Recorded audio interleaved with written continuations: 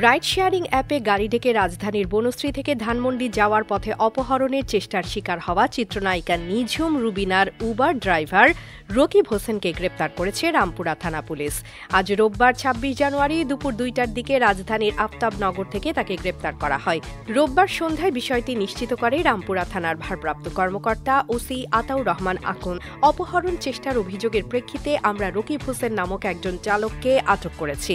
আমরা সকল তথ্য প্রমাণ যাচাই বাছাই করছি এবং তার বিরুদ্ধে অভিযোগের বিষয় খতিয়ে দেখছি। এর আগে ডিএমপির গণমাধ্যম ও জনসংযোগ বিভাগের উপপুলিশ কমিশনার ডিসি মোহাম্মদ তালেবুর রহমান জানান, চিত্রনায়িকা নিঝুম অপহরণ চেষ্টায় জড়িত উবার চালককে আটক করেছে রামপুরা থানা পুলিশ। গত বৃহস্পতিবার সংবাদ মাধ্যমকে নিঝুম রুবিনা বলেন, অপহরণের চেষ্টার বিষয়টি পুলিশ খতিয়ে দেখছে। এরই মধ্যে গাড়ির মালিকের সন্ধান পাওয়া গেছে। গাড়ির মালিক আমাদের ইন্ডাস্ট্রির একজন নায়িকা। পুলিশ তার সঙ্গে যোগাযোগের চেষ্টা করছে, কিন্তু এই ঘটনায় সে জড়িত কিনা তা এখনো বুঝতে পারছি না। পুলিশের তদন্ত শেষে পুরো বিষয়টা জানতে পারবো।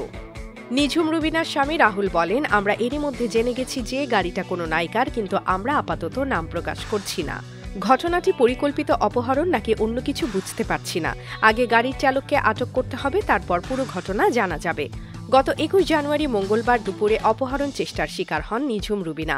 পরে বুধবার বিকেলে হাতিরঝিল থানায় একটি জিডি করেন তিনি।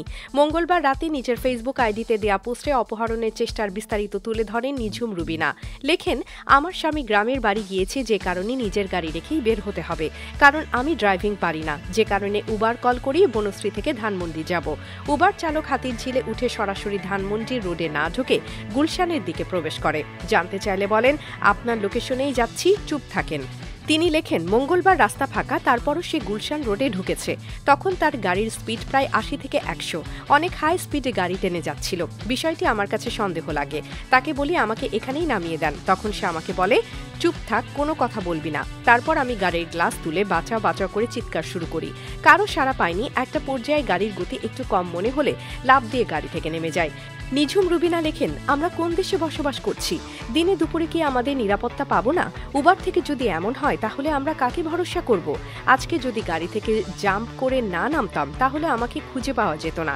২০১৩ সালে নির্মাতা জাকির হোসেন রাজু পরিচালিত এর বেশি ভালোবাসা যায় না সিনেমার মাধ্যমে চলচ্চিত্রে যাত্রা করেন নিঝুম রুবিনা। এরপর অনেক সাধনার পরে মেঘকন্যা, বেসামাল, লিপস্টিক সিনেমায় তাকে দেখা গেছে। বর্তমানে আজিম খান পরিচালিত ২ মা এবং আনোয়ার শিকদার টিটন পরিচালিত বন্ধু তুই আমার নামে দুটি সিনেমায় অভিনয় করেছেন নিঝুম রুবিনা। মুক্তি টিভি নিউজ ডেস্ক। আপনারা দেখছেন আমেরিকা থেকে সম্প্রচারিত মুক্তি টিভি।